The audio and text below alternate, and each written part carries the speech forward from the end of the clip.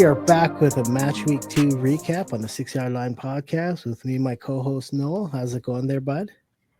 It would be great if StreamYard would work for us today. I think this is our fifth take, right? I don't know. Every time we hit record, it just freezes, and one of us ends up looking in an awkward position. So it's Uh, while it's not freezing, let's just get on to the first game before it yeah. crashes.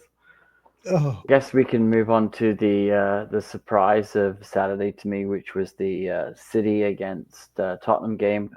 But so that shouldn't be a surprise. Spurs won last season at Man City 4-0, and I don't think they improved. I had this game on just in the background, and it was already 1-0 to Spurs when James Trafford had an absolute epiphany. I don't know what he was doing, trying to pass the ball out. This is what frustrates me with this goalkeepers passing the ball out. We saw it all weekend long across 3 or 4 divisions where everyone's trying to play the ball out, and how many times was that turned over, right? Like that James Trafford one. You watch that back, like what are you doing?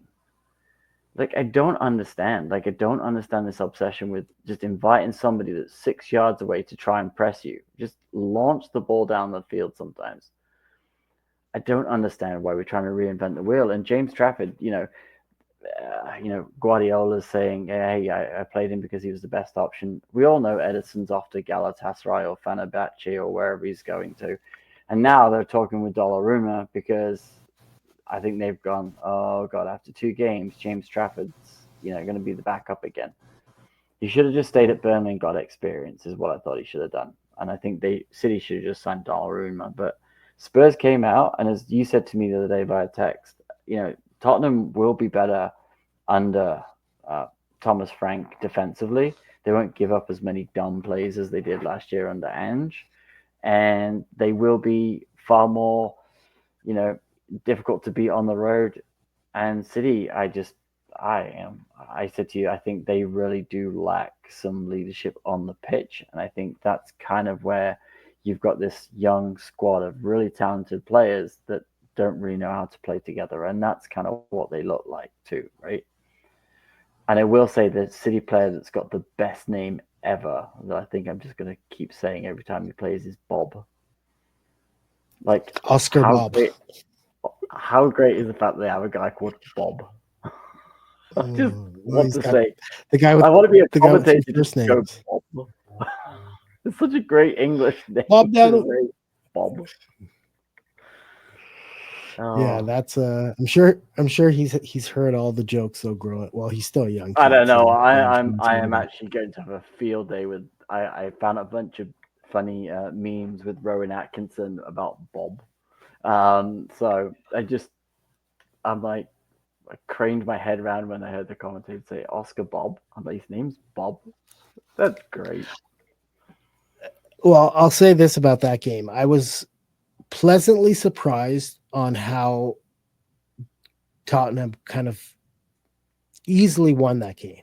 Like it wasn't as if they had to like it was a hard fought 2-0 win. Like to me, it was That a was a pretty Christmas comfortable two present, nothing Sean. win. That was a Christmas present from Man City. They didn't. City were off it by an absolute country mile. They were Yeah, just nowhere yeah, near it. Like not on the same page. The passing was awry.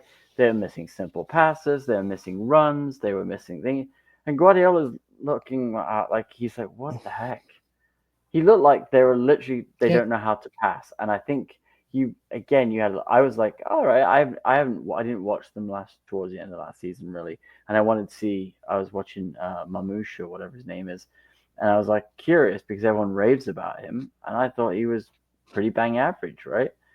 But I thought City just, you know, didn't turn up and Tottenham just did what they needed to do. And then, well, they didn't have to work too hard because at the end of the day, that second goal is an absolute killer, right? And I look at the service Haaland was getting, he ain't scoring. Yeah. And then the one chance he did, he put it Oh into yeah, the that middle. was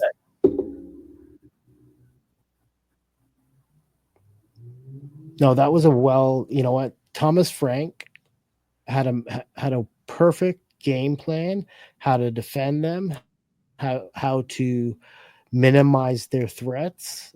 Um, it was he and they executed it perfectly, right? Because S- City just looked average. They didn't look like a well-oiled machine. They didn't look like they weren't executing They passes. look They like they weren't. did Their last runs year. were off.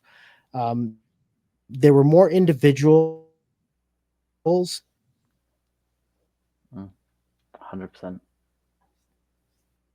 individuals on the pitch than a team, right? And that's the thing is, and I know you and I were talking about this earlier and or yesterday, I think it was, where you had mentioned Rodri. It'll be interesting when he's really 100% fit if they can get him back to the Rodri before the injury, right? Because you have the injury, you got a little age on as a factor. Will he be able to be the same, maestro that he was prior to his injury? And I think if they can get him back to at least 90% level, that'll help right the ship for them in the sense of having somebody that can really dictate things on moving forward. Yeah, I think it's I think the City will be interesting, but again, I might start to change my rank on them if they keep playing like this. I think they might end up fourth or fifth at the way they're going because I do think they probably will get it together at some point. I just when you look at the other teams coming out of the gate quite strong, and then you look at the teams that are like really struggling. If you don't get some wins early in the season, you can fall away from not just the bottom, but certainly from the top. Thanks for Oh, watching, and don't forget to smash a like and subscribe and do all the fun stuff down at the bottom there that we always seem to forget to remind everyone to do. So yeah. All right. That's it for me then, Noel. I'm good, man.